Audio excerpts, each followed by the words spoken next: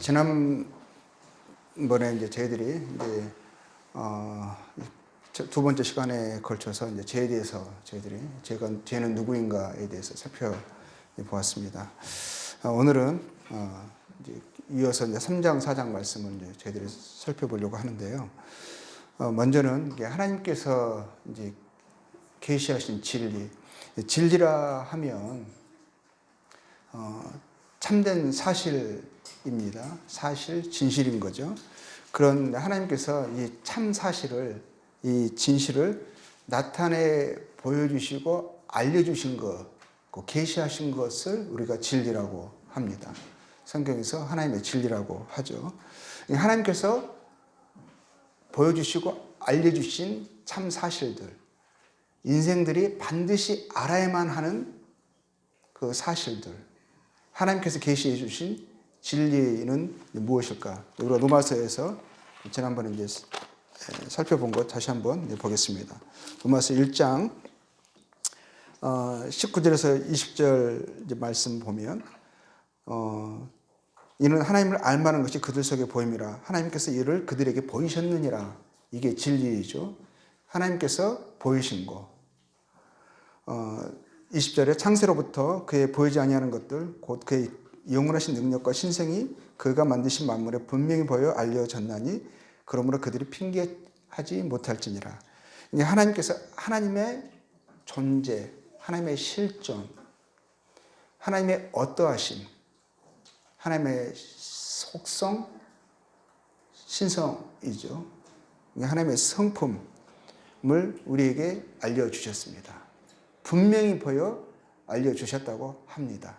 사람들이 반드시 알아야 할 진리는 하나님이 계신 것과 하나님이 그분이 누구신고 어떠하신 분이신고 알려주신 그거를 인생들이 반드시 알아야 하는 거죠. 하나님 이 진리를 분명하게 말씀하십니다.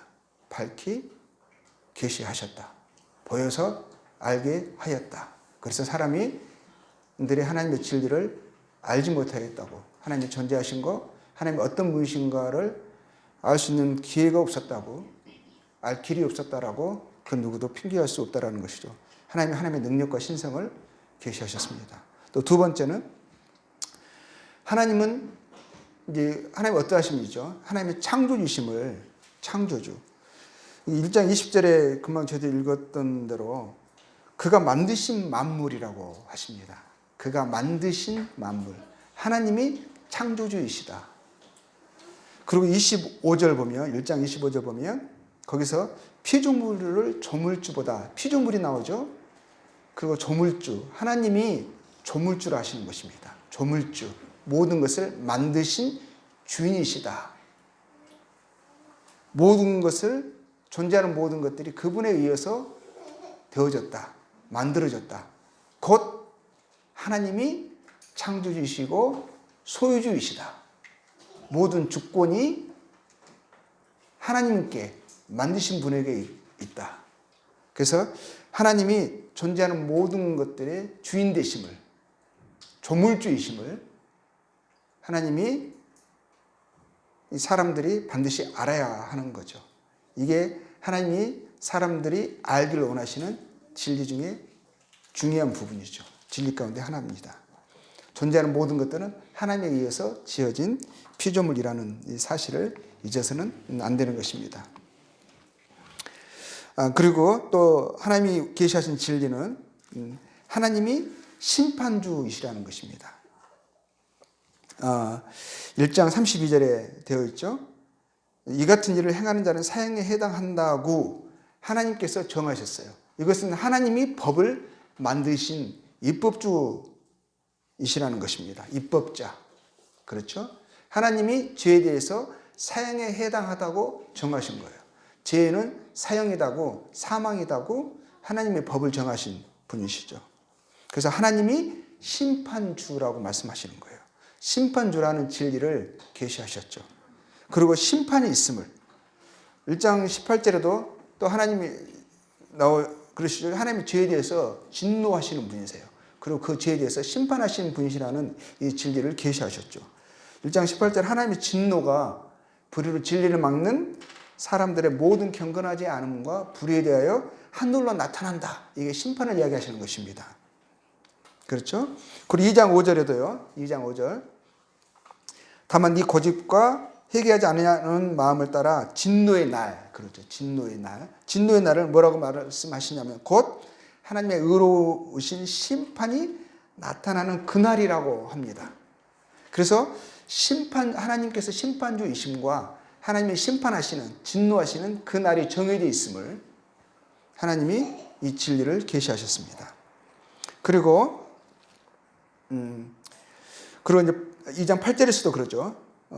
당을 지어 진리를 따르지 않냐고 불의를 따르는 자에게 진노와 분노를 하시리라. 뭐 이런 말씀들. 12절에서는 뭐 율법 없이 범죄한 자는 자 또한 율법 없이 망하고 율법이 있고 범죄한 자는 율법으로 말미암아 심판을 받으리라. 하나님이 심판하신다고 되어 있죠. 하나님이 정하신 거예요. 하나님이 이 진리를 계시하셨습니다. 모든 사람들이 이 진리를 알아야만 하는 거예요. 알도록 분명히 보여 밝히 알려주셨어요. 그게 진리죠. 그러면 이 심판주가 누구신가? 심판주에 대해서도 이제 2장 6절에 보면 심판주에서 우리가 방금 읽었잖아요.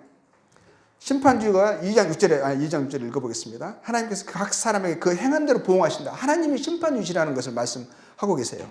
근데 예수님께서요, 이 심판에 대해서 말씀을 하십니다. 심판이 누구에게 누가 심판을 하실 것인가를 말씀하시는데요. 요한복음 5장 22절 말씀 보면 아버지께서 아무도 심판하지 아니하시고, 아버지는 하나님 아버지를 이야기하시는 것이죠. 심판을 다 아들에게 맡기셨다. 이 심판을 누가 하시냐면 하나님의 아들 예수님께서 하신다고 되어 있어요. 그래서 요한계시록 20장 보면 백보자 심판, 흰보자 심판이 나와요. 그렇죠? 그때 존재하는 모든 것들이 죽었던 이제 이 땅에서 살았던 모든 사람들이 마지막 날에 하나님의 심판대 앞에 섭니다. 하나님께서 심판주로서 백보자, 흰보자에 앉으세요. 그 심판하시는데 그 심판 백보자에 앉으시는 그분이 누구시냐? 누구세요? 예수님인 거예요. 아들에게 심판을 맡기셨어요. 그래서 사도행전 17장 31절 말씀 보면 이는 정하신 사람으로 하여금 천하를 공의로 심판한 날을 작정하시고 이에 그를 죽은 자 가운데서 다시 살리신 것으로 모든 사람에게 믿을 만한 증거를 주셨다. 곧 예수님께서 심판주로 하나님께서 정하셨다. 작정하셨다. 라는 이 사실을 예수님도 살아계실 때 말씀하셨고 또 이 사도들이 예수님의 복음을 예수님에 관한 소식을 전하는 것입니다. 그럴 때 똑같은 사실을 말하고 있죠. 예수님께서 하나님의 심판주로 정해주셨고 그분이 세상의 모든 것들을 마지막 날에 심판하시는 심판주시다 말씀하시는 거예요. 그 디모데후서 4장 1절에서도 그러죠. 하나님 앞과 살아있는 자와 죽은 자를 심판하실 그리스도 예수 앞에서 그가 그렇죠. 심판하실 그리스도 예수 앞에서 되어 있죠. 산 자와 죽은 자를 심판하실 그리스도 예수 앞에서 그가 나타나실 것과 그의 나라를 두고 의미 명하노니 합니다. 심판주가 누구신 거죠? 하나님이시고 그 하나님이 누구시죠? 예수님이시죠. 이 진리를 계시하셨습니다. 그리고 또 계시하신 진리는 또 뭡니까? 모든 사람이 죄인이라는 진리를 계시하셨습니다. 3장 4절에 로마서 3장 4절에 이렇게 말씀되어 있습니다. 사람은 다 거짓되되 그렇죠. 사람은 다 모든 사람이 다 거짓되되 되어 있어요. 그리고 3장 9절에 이렇게 되어 있습니다. 제가 이제 로마서를 빨리 찾아갑니다. 그러니까 빨리빨리 보셔야 돼요. 3장 9절에 뭐라고 되어 있습니까? 우리는 나으냐? 결코 아니라 유대인이나 헬라인이나 뭐라고 되어 있죠? 다 죄 아래 있다. 10절에 기록된 바 의인은 없나니 하나도 없으며 다 죄인이다. 다 거짓되다. 라고 되어 있습니다. 이게 하나님께서 분명한 진리를 말씀하셨어요. 3장 23절에 뭐라고 되어 있습니까? 결론을 내립니다. 모든 사람이 죄를 범하였으며. 이게 하나님께서 모든 사람들이 알기를 원하시는 진리이십니다. 그리고 이 죄는 뭐냐? 죄.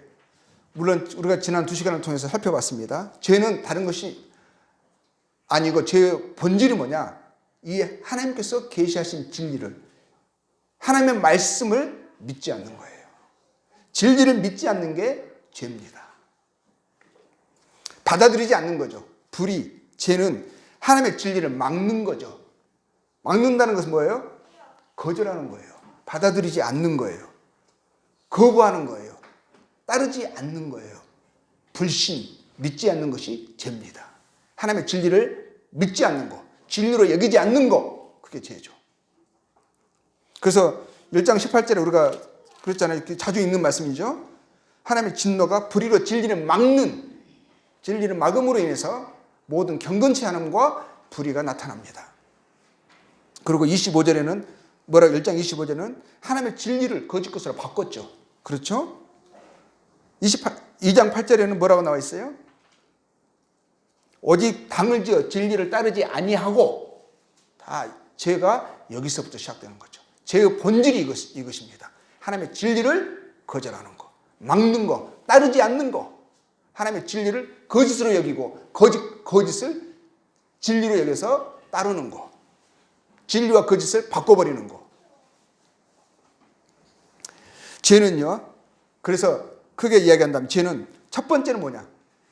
다시 정리하자면 하나님은 나의 인생의 창조주, 조물주, 주권자, 그 나의 주인이요 소유주로 알고, 그래서 하나님을 영원하게 하고 하나님께 감사하는 삶을 받아들이지 않는 거, 거절하는 거, 하나님이 나의 주인 되심을 원치 않는 거, 그것을 막는 거죠. 따르지 않는 거죠. 그게 죄의 본질이고요. 그러므로 인해서 하나님을 경외하지 않음으로 인해서 나타난 모든 생각, 모든 소욕, 모든 행실이 죄입니다. 그게 불이죠. 그리고요, 하나님께서 이 죄인들에게 뭐라고 말씀하십니까? 회개하라 말씀하십니다. 잘못, 이 진리를 막고 진리를 거짓 것으로 바꾸고 진리를 따르지 않는 그 잘못과 죄를 인정하고 하나님께 돌이키기를 원하십니다. 회개하기를 원하십니다. 회개한 마음은 뭐냐? 회개한 마음은 하나님의 진리를 동의하는 거예요. 그리고 하나님의 진리를 진리로 알고 믿고 따르고 순종하기로 정한 마음이에요. 정한 마음. 그런데 사람들이 회개했다 하는데 여전히 그 마음과 행실에 하나님이 없다. 그러면 그 회개가 진실된 것입니까? 진실된 게 아니죠. 하나님이 회개했다는 마음은 하나님이 진노하시는 마음과 행실을, 회개했다 하면서도 하나님께 진노하시는 그 마음과 행실을 여전히 고집하고 살아가고 악을 행하면서도 불안과 고통이 없는 이상한 상태, 이것은 진정한 회개가 아닐 수 있습니다. 아니라고 여겨집니다. 왜냐하면 하나님께서 분명히 말씀하셨거든요. 무엇에 분노한다고, 무엇에 진노한다고 말씀하셨거든요. 여전히 그 삶의 행실을 살아가고 있으면서도 하나님의 향한 두려움이 없다? 2장 8절에서 9절에서 보면 이러죠. 읽었습니다. 우리가 당을 지어 진리를 따르지 아니하고, 회개한 마음이 아니죠. 불의를 따르는 자들에게는 진노, 분노를 하신다고 분명히 말씀하셨어요. 악을 행하는 자에게는, 그 영에는, 그 마음에는 뭐가 있습니까? 환난과 공고가 있어야 되는 거예요. 근데 하나님을 아는데, 그 하나님의 속성을, 성품을 알았는데, 하나님의 죄에 대해서, 불의에 대해서 얼마나 미워하시고 심판하신다는 것을 아는데, 그럼에도 불구하고 하나님을 믿는다고 하면서 하나님을 돌이켰다고 하면서도 하나님이 그 마음이 없고 그 삶이 없고, 그럼에도 불구하고 그 마음에 여전히 불의 가운데 살아가면서도 환난과 고통이 없다? 이거는 회개한 진실된 마음이 아니라고 여겨집니다. 하나님의 진노하심을 두려워하여 불의의 삶을 미워하고 하나님의 인자하심을 의지하여 하나님께 돌이키는 것이 회개입니다. 하나님이 기뻐하시는 삶, 하나님 안에 있는 삶을 원하는 돌이킨 마음이죠. 그래서 2장 4절에서 그럽니다. 네가 하나님의 인자하심이 너를 인도하여 너를 인자 회개하게 하심을 알지 못하여. 회개한 그의 인자하심과 용답하심과 길이 참으심 풍성을 메시하느냐. 다만 네 고집과 회개치 아니하는 마음을 따라 그러셨죠. 근데 회개한 마음은 반대죠. 그렇죠. 하나님의 인자하심을 자기의 죄와 잘못을 깨닫고 마음을 돌이켜서 하나님께 나온 그 마음, 인자하심을 의지하여서 하나님의 공리를 바라고 나온 그 마음, 하나님의 뜻 가운데 살기를 원하는 그 마음, 하나님의 선하심과 기뻐하시고 온전하신 뜻이 그것이 나에게 행복이고 그것이 진정한 인생의 도리라는 것을 인식한 그 마음이 회개한 마음이죠. 그런 자들에게 하나님의 복음이 들립니다. 복음이 임합니다. 하나님의 영원하신 능력과 속성이요 만드신 만물에 분명히 보여 알려졌다고 하셨어요. 그렇죠? 만드신 만물에 하나님의 능력이 나타났습니다. 하나님의 어떠하심이 분명히 보여 알려졌다고 하셨어요. 근데 하나님께서 죄인들을 구원하시는 하나님의 능력과 하나님의 은혜와 사랑의 속성이, 하나님의 신성이요 무엇에 알려졌습니까? 이것도 알려졌습니다. 진리로 계시됐어요. 뭐였어요? 복음에. 자, 1장 16절 보겠습니다. 내가 복음을 부끄러워하지 아니하노니,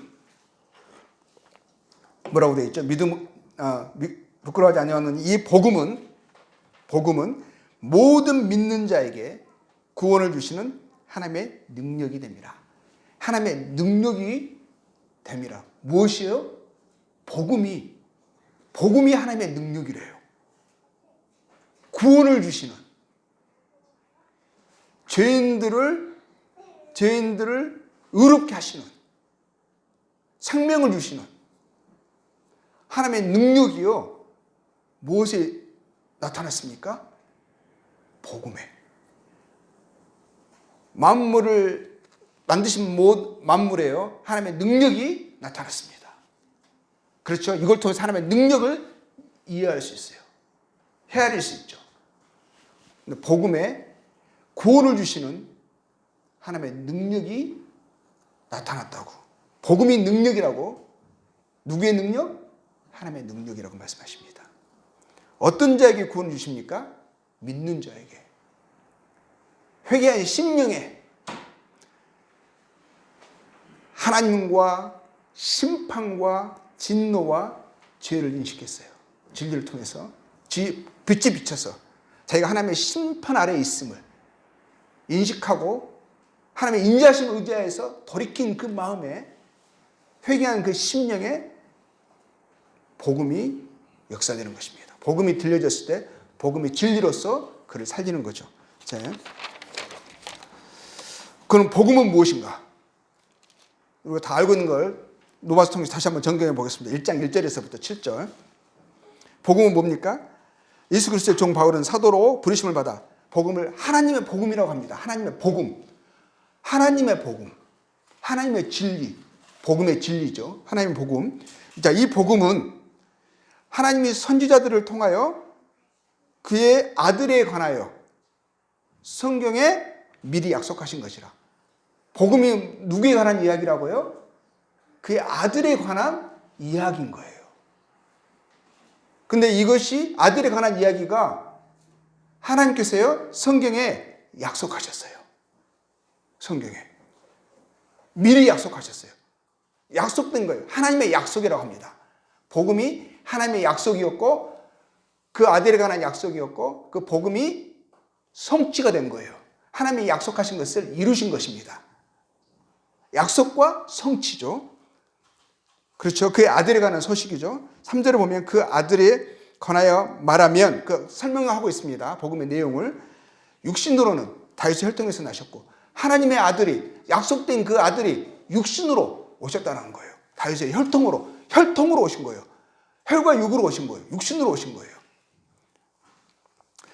성경의 영으로는 죽은 자들 가운데서 부활하사 능력으로 하나님 아들로 선포되셨으니 곧 우리 주 예수 그리스도시니라.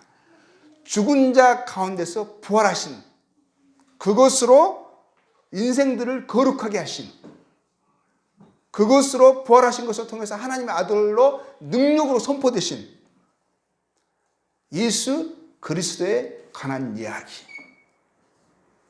하나님의 약속, 하나님의 복음, 하나님의 아들에 관한 소식이, 하나님이 약속하셨고 그 약속을 성취하신 이것이 복음의 골자, 복음입니다. 5절에 그가 그로 말미암아 우리가 은혜와 사도의 직분을 받아 그의 이름을 위하여 모든 이방인 중에서 믿어 순종하게 한다. 믿어 순종하게 한다. 이게 순종한다는 것은, 믿어 순종한다는 것은 뭐예요? 복음은 그분이에요. 예수님이세요. 그분은 인격이세요.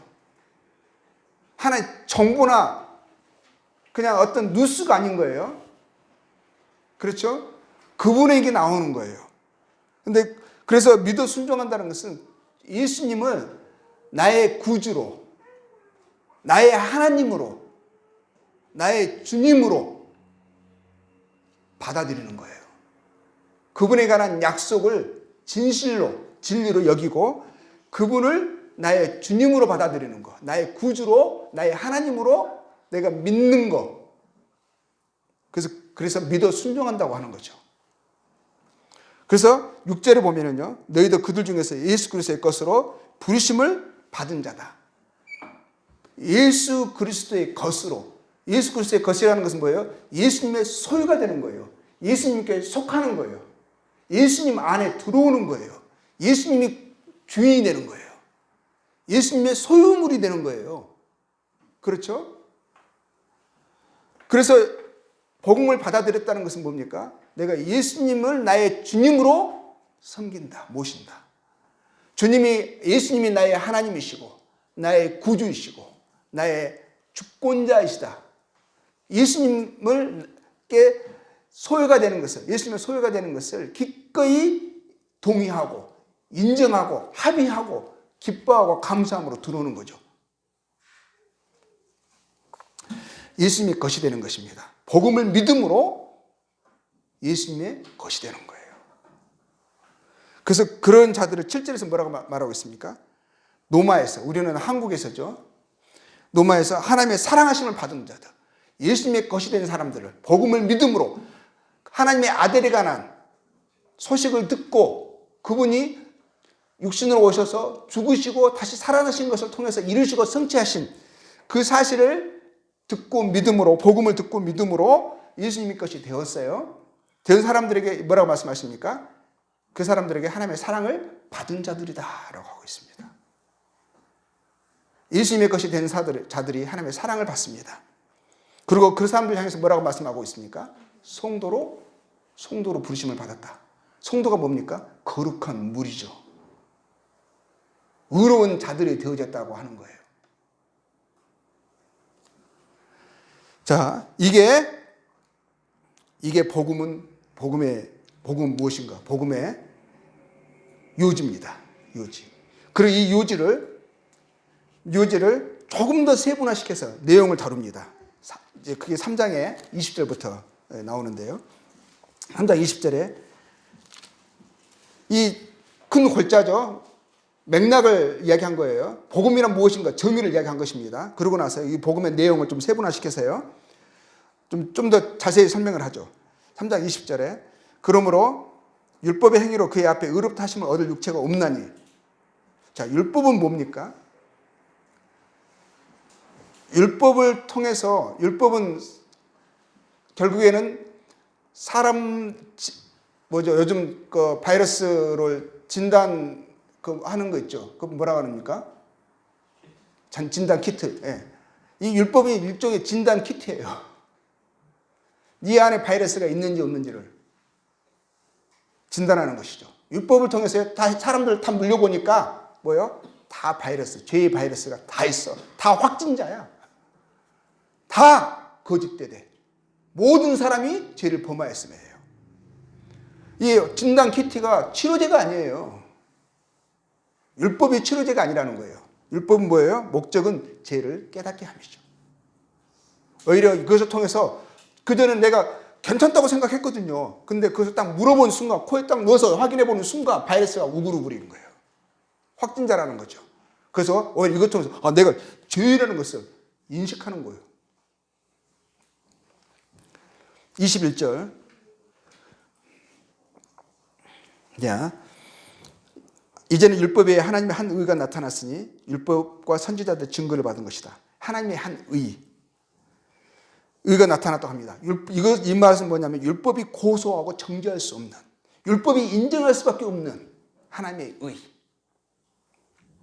하나님 앞에 의롭게 되어지는, 의롭다 하심을 인정받는 하나님의 의가 율법에서 나타나는 것이 아니라 율법을 통해서는 죄를 깨닫게 되는 것이죠. 하나님께서 사람들이 의롭게 되어지는 그런 율법이 인정하는, 율법이 고소할 수 없는 그게 나타났습니다. 율법의 증거를 받은 하나님의 의가 나타났습니다. 그게 이제 세부적으로 설명이 됩니다. 21절부터 22절. 그런 설명을 하는 거죠. 복음의 내용을 설명을 하고 있습니다. 예수 그리스도를 믿음으로 말미암아 모든 믿는 자들에게 미치는 하나님의 의인이 차별이 없느니라. 예수 그리스도, 하나님의 아들에 관한 소식이 구약의 선지자를 통해서 미리 성경에 약속된 것입니다. 그분이 사람의 모양으로 이 땅에 오셔서, 하나님께서 인간의 모양을 입으시고 이 땅에 오셔서 그분이 사람들의 죄값을 그 몸으로 친히 지불하신 것입니다. 그리고 죽음에서 다시 살아나신 거예요. 자, 그 예수 그리스도를 이 믿음으로 말미암아 뭐죠? 모든 믿는 자에게 미치는 하나님의 의인이 차별이 없다라고 되어 있습니다. 차별 없는 거죠. 모든 사람에게 예수님을 믿는 믿음으로 유대인이건 헬라인이건 차별 없이 모든 사람들에게 주어지는 하나님의 의라고 되어 있습니다. 자, 모든 사람이 죄를 범하였으며 하나님의 영광에 이르지 못하더니, 그러면 좀 더 이제 구체적으로 설명되는 게 그 복음에 어떻게 그러면은 모든 사람들에게 하나님의 의가 차별 없이 믿는 자들에게 미칠 수 있는가? 그에 대해서 좀 더 구체적으로 설명을 하고 있습니다. 24절에. 그것은 뭐냐면 그리스도 예수 안에 있는 속량으로 말미암아. 속량이 뭐죠? 값주고 사는 거예요. 이 사람이 다른 누구의 소유로 되어 있었어요. 노예인데 다른 사람의 노예였던 거예요. 근데 그 노예를 정당한 값을 지불하고 사서 나의 소유주 삼는 것을 속량이라고 하는 거예요. 속량. 값주고 사는 거죠. 그리스도 예수 안에 있는 속량으로 그리스도 예수께서 정당한 값을 지불하시고 합법적인 방식으로 값주고 사서 자기 것을 삼으신 거예요. 소유를 삼으신 거예요. 그것으로 인해서 이것은 사람들이 율법을 통해서 하나님께 의롭다함을 얻었다 하면, 자기가 노력과 열심을 통해서 얻었다 하면 이거는 은혜가 아니죠. 그렇죠? 그거는 당연히 받아야 할 상급이고 보상이고 하나의 보수죠. 근데 뭐라고 말씀하시냐면 이것은 예수님께서 자신이 친히 사람들을 그 죄의 노예에서, 죄의 법에서 해방시키기 위하여서 예수님이 친히 그 값을 자신의 몸으로 지불하시고 예수님이 지불하신 거예요. 그리고 사신 거예요. 그래서 이것을 뭐라고 말씀하시냐면 하나님의 은혜로, 사람들은 값없이, 그렇죠? 하나님의 은혜로 값없이 사람들이 의롭다함을 얻은 거예요. 의롭다함이 뭡니까? 의롭다하심을 얻었다고 되어 있어요. 의롭다하심을 얻었다. 예수 그리스도를 말미암아 죄인들이 하나님 앞에 의롭다하심을 얻었다라고 되어 있습니다. 근데 의롭다하심을 얻었다는 이 말씀이 어떤 말일까요? 자, 4장에 보면 그 의롭다하심을 얻었다는 말이요, 다른 말로 표현되고 있어요. 4장 6절에 보겠습니다. 일한 것이 없이 하나님께 의로 여기심을 받는 사람의 복. 의로 여기심을 받는 사람의 복이 나오죠. 일한 것이 없이. 그러니까 그것을 의롭다 하심을 얻으려고 사람 편에서 어떤 노력이나 어떤 율법의 행위를 통해서 그걸 통해서 쟁취한 게 아니라는 거예요. 거저 주어진 거라는 거예요. 의롭다 하심을 받는다는 것은. 그러면서 7절에 이제 그것이 다른 말로 설명이 되고 있습니다. 그 불법이 사함을 받고 죄가 가려짐을 받는 사람들은 복이 있고, 주께서 그 죄를 인정하지 아니하실 사람은 복이 있도다. 함과 같으니라.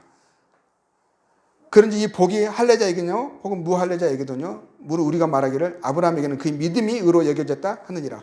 의로 여겨졌다는 말을 다른 말로 표현되고 있어요. 다윗이 그것을 복에 대해서 이야기하고 있는데 무슨 복을 이야기하고 있는 거죠? 의로 여겨졌다는 말을 여기서는 뭐라고 말씀하고 있어요? 벌법이 사함받는 거. 죄가 가려지는 거. 주께서 그 죄를 인정하지 않는 사람, 그 죄를 인정하지 않는 사람, 죄가 죄 없는 자처럼 여겨짐을 받는 거예요. 죄가 없는 자처럼, 거룩한 자처럼, 하나님 거룩하시고 절대 거룩하시고 완전하신 하나님 앞에서 하나님께서 그 어떤 흠이나 결함도 찾을 수 없는 완전한 자, 죄 없는 자로 여김받는 거예요. 의롭다 여김을 받는다는 것이 그런 의미라고, 그런 의미인 것입니다. 자, 26절, 3장 26절을 봅니다. 25절. 그래서 의롭다 하심을 받는 게 그거예요. 하나님 앞에 의롭다 하심을 받는 거죠. 25절. 이 예수를 하나님이 그의 피로써 어떻게 그러면 의롭다 하심을 사람들이 받을 수 있게 되었는가? 예수님께서 무엇으로 사람들을 속량하셨는가? 값주고 사셨는가? 그게 설명되고 있어요. 25절에. 예수를 하나님이 그의 피로써, 피로써, 이 말은 뭐예요? 그의 죽음으로써. 피가 흘려 죽으셨잖아요. 육신으로 오셨어요. 다윗 혈통으로 오셨어요. 그분이 피를 흘려 죽으신 거예요.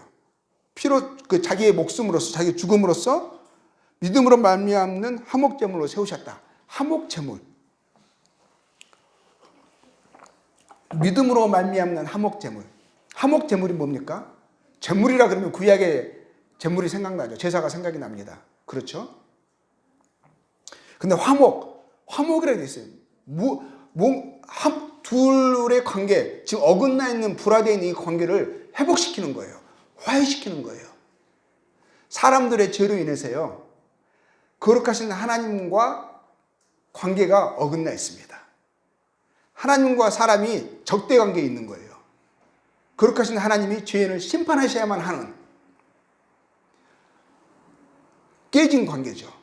이 어긋나 있는 관계를 하나님이 회복시키시고자 제물로 그의 아들을 죽음으로 내모신 거예요. 그걸 이야기하고 있는 거죠. 그의 피가 예수님의 죽으심이 그분이 하나님께서 화목제물로 사람과 사람의 죄, 하나님과 사이에 가로막혀 있는 그 죄의 담을, 죄의 벽을 예수님의 죽으심으로 막혀져 있는 담을 허신 거예요. 그래서 어긋나 있는 적대 관계에 있는 두 하나님과 사람의 관계를 회복시키시는 거죠. 그것을 화목제물이라 하는 거예요. 그것을 예수님은 나의 구주로, 예수님께서 내가 죄로 인해 하나님의 진노를 받아 마땅한 하나님의 심판 아래에 있는 존재인데 나의 이 죄를 가리기 위해서 이 나의 불법을 사함받게 하기 위해서 하나님께서 약속하신 대로 그의 아들을 보내셨고 그 아들이 오셔서 그의 몸으로 죽으심으로 나의 값을 지불하시고 속량하셔서 곧 나를 그 죄의 노예에서 죄와 법에서 나를 사셔서 해방시키셔서 자기의 소유로 삼으셨다 이거죠. 그래서 믿는 사람들이 뭐죠? 믿는 사람들이 예수님이 화목제물이 된 거예요. 하나님이 예수님을 화목제물로 세우셨다는 것을 믿고 예수님을 나의 화목제물로 받아들이는 거죠. 인정하는 거죠. 그런 사람들에게 이는 뭐죠? 이는 하나님께서 길이 참으시는 중에 전에 지은 죄를 간과하심으로 자기 의로우심을 나타내셨다. 이 말은 무슨 말이에요? 아담의 범에는요, 하나님께서 이르셨어요. 선악과를 먹는 날에는 그날에 정령 죽으리라 하셨거든요. 그날에. 근데 그날에 죽었어요? 오히려 그날에 아담이 죽어야 되는데 아담 대신에 누가 죽었죠? 한 마리 짐승이 죽었어요.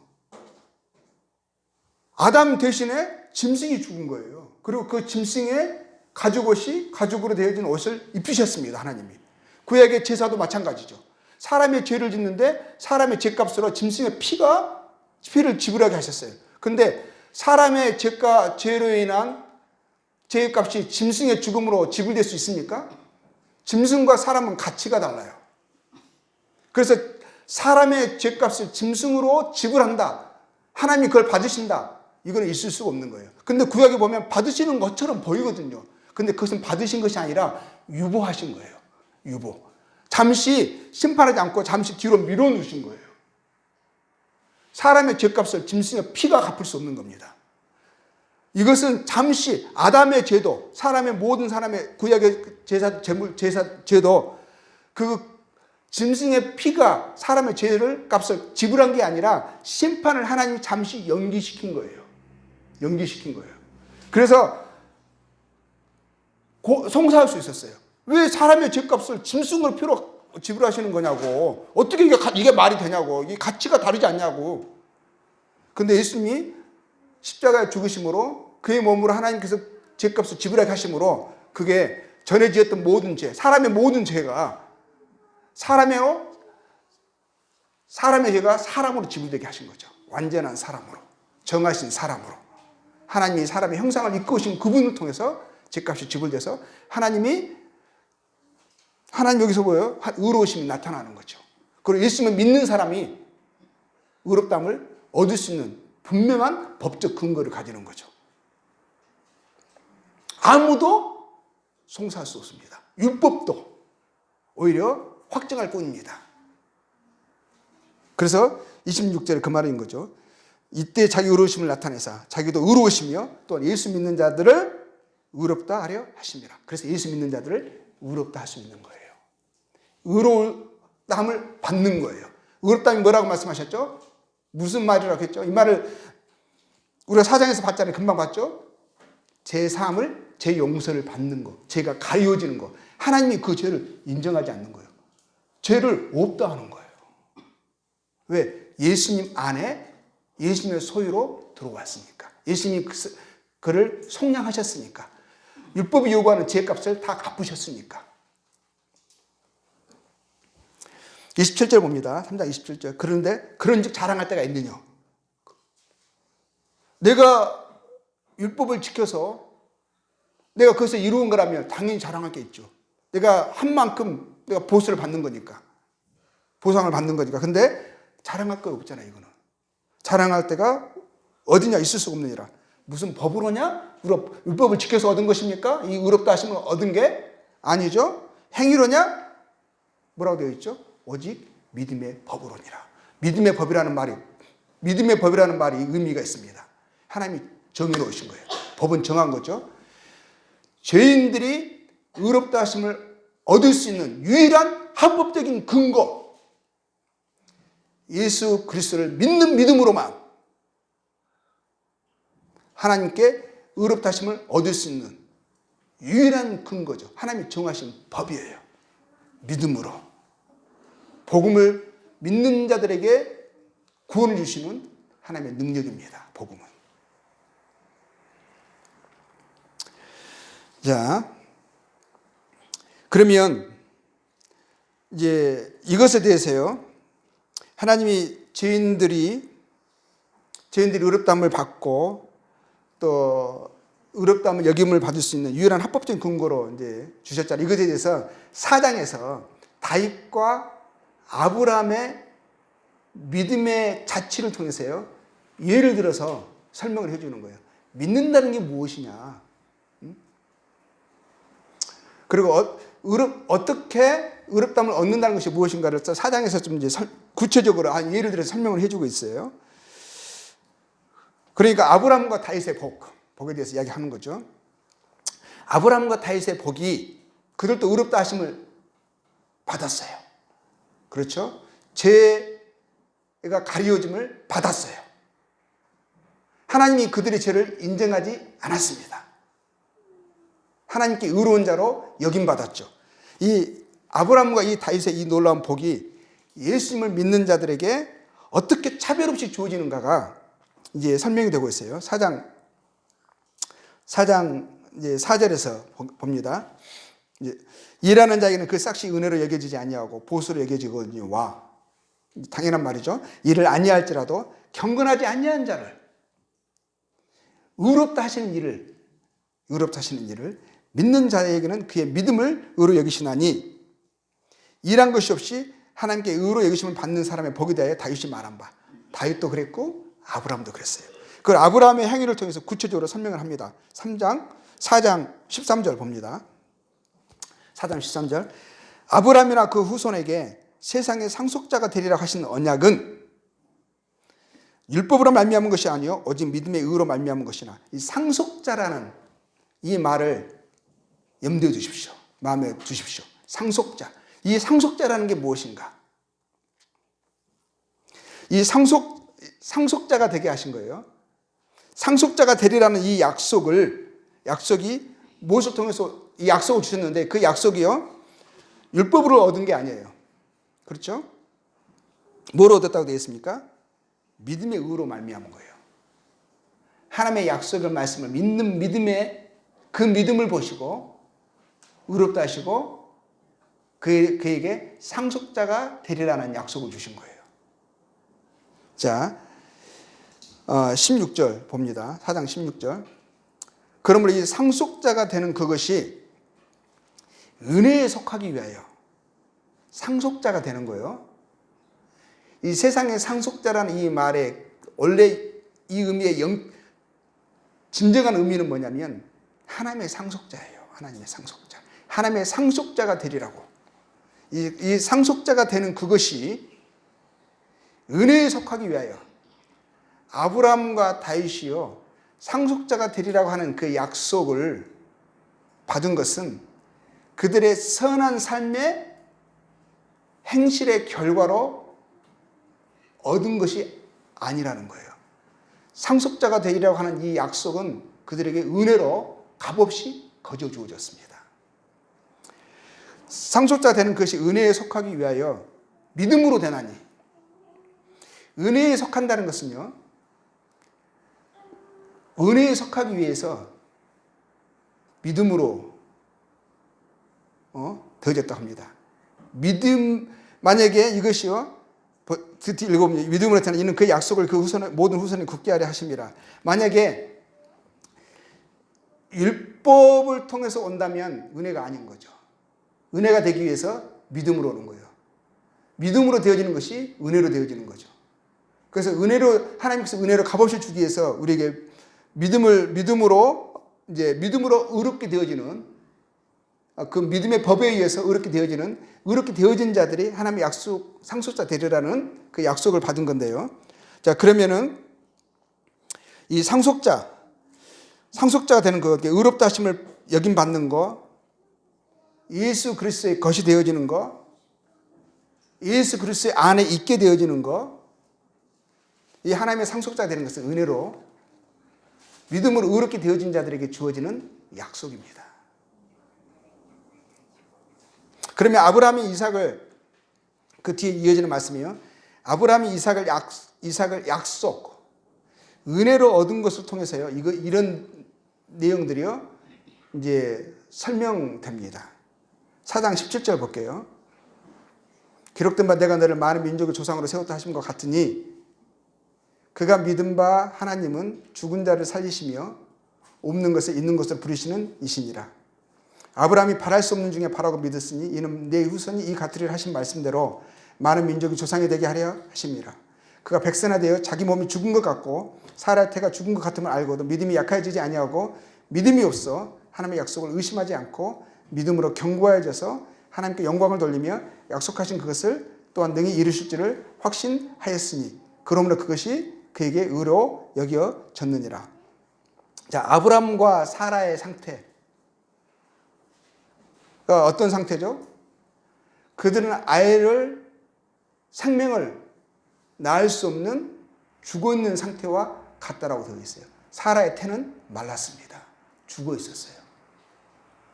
그에게서 생명을 기대할 수 없는 그런 상태였었죠. 불가능한 상태였습니다. 그런 그들에게요, 하나님께서 약속을 주셨어요. 그 약속을 아브라함이 믿었습니다. 하나님을 믿었고 하나님께서 어떤 분이신가에 대한 알려주신, 계시하신 하나님에 대한 진리를 믿었기 때문에 하나님께서 하신 약속을요 또한 믿었습니다. 아브라함이 믿은 하나님은 어떤 하나님이십니까? 어떤 하나님이죠? 10절에 보면 믿은 바 하나님은 죽은 자를 살리시며 없는 것을 있는 것으로 부리시는 이시니라. 그런 하나님이신 거죠. 아브라함의 상태가, 만약에 아브라함의 자기 상태를 보게 됐을 때 상태가 어떤 상태입니까? 죽은 것 같은 상태죠. 도저히 생명을 기대할 수 없는 거죠. 근데 하나님께서 그에게 약속해 주신 거예요. 너에게 생명을 주겠다. 아들을 주겠다. 근데 아브라함과 사라는 하나님과 하나님의 그 약속의 말씀을 믿었기 때문에 하나님의 약속을 의심하지 않았고 또 믿음으로 오히려 견고하게 져서 하나님께 영광을 돌렸다고 합니다. 하나님께서 그의 믿음을 보시고 그를 의롭다 하셨고 하나님께서 그의 능력으로 약속하신 대로 어떻게 하셨죠? 생명을 주셨어요.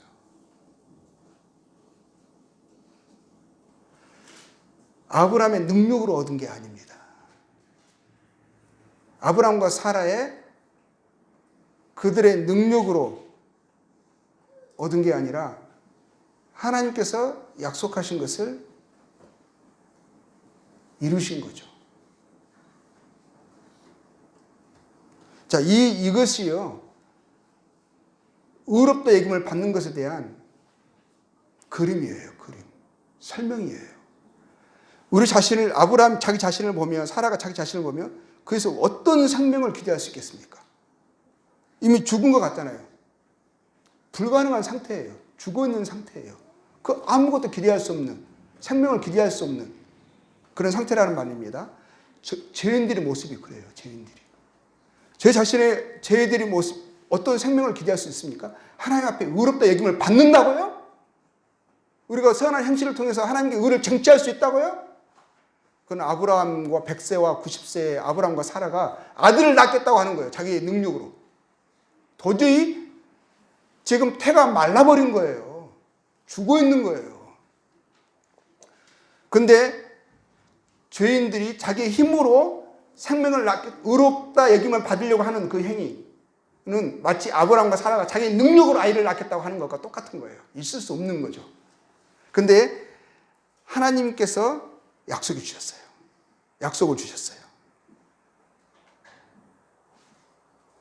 아브라함과 사라가 자기 상태를 보지 않고, 자기들의 몸을 보지 않고 그 약속을 의지했습니다.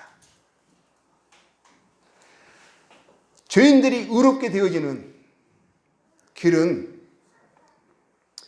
하나님께서 약속하시고 보내시고 또 내어주시고 또 다시 살리신 그 아들을 믿음으로 믿는 그 자들이 생명을 얻습니다. 자, 근데 아브라함이 그 믿음으로 의롭게 되어졌잖아요. 그러면 죄인들이 의롭게 되어지는 방법이 무엇이냐? 어떻게 의롭다 여김을 받느냐? 그게 나와 있어요. 24절에 이 사람들이 생명을 얻습니다. 생명을 얻는데 어떤 생명이냐? 아브라함과 이삭이 아들을 낳은 것처럼 어떤 사람이 생명을 얻느냐? 죄인들이 24절에 나옵니다. 의로 여기시는 받을 우리도 위함이니. 이게 다 그림인 거예요. 하나 이것이 우리에게 예표로 주신 거예요. 곧 예수 우리 주를 죽은 자 가운데서 살리신 이를 믿는 자니라. 예수 우리 주를 죽은 자 가운데서 살리신 이를 믿는 자. 곧 예수는 나의 범죄한 것 때문에 십자가에 내어줌이 되었고 그리고 나를 의롭다 하시기 위하여 다시 살아나셨느니라는 것을 믿는 사람들, 이 복음을 믿는 사람들이 그들이 뭡니까?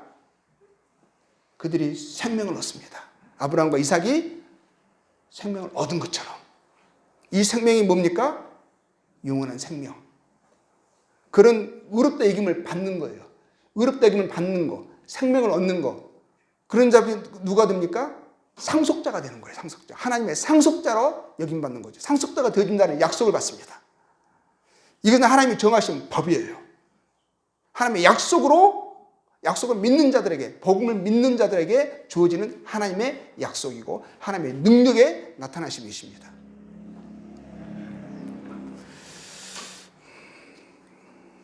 아브라함은 그의 상태를 보고 하나님의 진리를 막지 않았어요.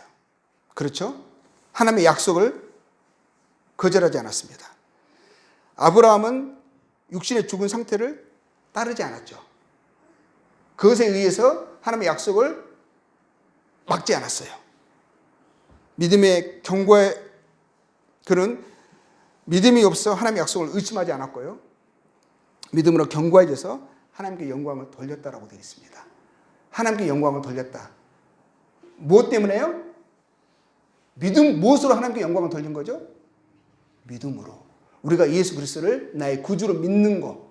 그분이 나를 대신하여 나의 범죄함 때문에 십자가에 내어주셨고, 그리고 그분의 부활하심은 나를 의롭다 하시기 위하여서 부활하신 것이다. 그걸 믿는 자들의 하나님께 뭐라 말씀하십니까? 믿는 자들을 통해서 하나님께서 영광을 받으시는 거예요. 하나님 기뻐하시는 것입니다. 이게 복음의 능력이죠. 그런 자들에게 하나님이 약속하시는 거예요. 의로 여기심을 받았다. 생명을 얻었다. 하나님의 상속자가 되어졌다. 예수님의 것이 되어졌다. 복음을 믿는 믿음으로 되어진 거예요.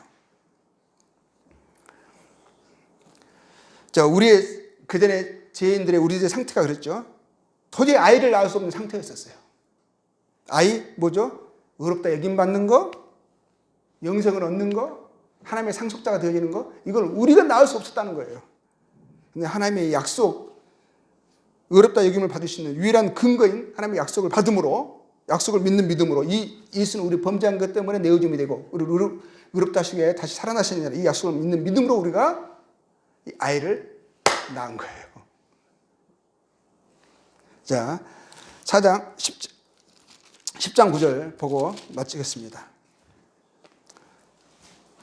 네가 만일 네 입으로 예수를 주로 시인하며, 예수님이 나의 구주이시고 나의 하나님이시고 나의 구원자이시고 나의 주님이십니다.